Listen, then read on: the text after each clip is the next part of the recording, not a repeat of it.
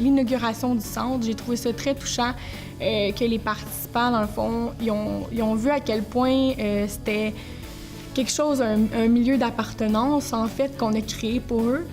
Mon rôle se situe à plusieurs niveaux, mais en résumé, en fait, c'est d'établir une programmation qui est adaptée aux besoins des participants du centre d'activité de jour de Banc d'Espoir. Moi, c'était vraiment, ça me motivait de pouvoir faire la différence avec eux puis les aider à avoir une vie quotidienne plus normalisée, si on veut, puis qu'ils puissent avoir une joie de vivre puis être heureux dans le fond à s'adapter à leurs différences maintenant.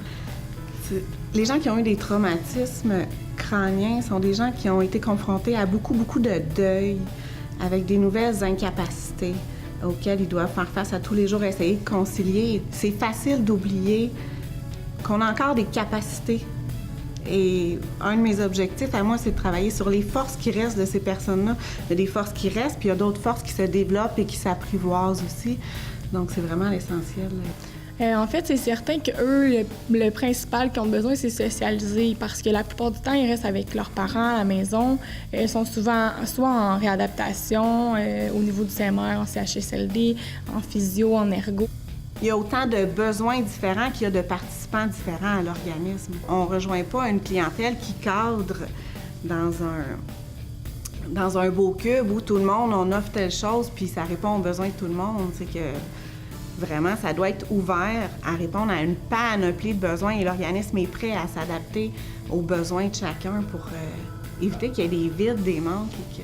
C'est sûr que l'objectif du centre d'activité de jour est de répondre aux besoins des personnes qui ont un traumatisme crânien ou une déficience physique, mais c'est aussi en lien avec le gros projet du centre multifonctionnel avec les appartements supervisés. Le centre de jour va être un outil pour évaluer le potentiel des participants, des candidats à avoir aussi leur logement. Donc, on travaille dans le centre d'activité de jour à développer l'autonomie, à maintenir les acquis qu'ils ont, à recréer un réseau social, un filet de sécurité qui pourrait leur permettre, après ça, d'avoir leur logement dans le futur centre multifonctionnel et tout. Mais en même temps, les participants ne sont pas obligés d'être des futurs locataires. Moi, je les accompagne où eux sont rendus. C'est un privilège pour moi que d'être acceptée dans leur parcours pour les accompagner justement à travers toutes les étapes auxquelles ils sont confrontés, auxquelles ils font face à chaque jour. Donc pour moi, je me sens vraiment privilégiée de pouvoir être là avec eux là-dedans. Sentez-vous concernés.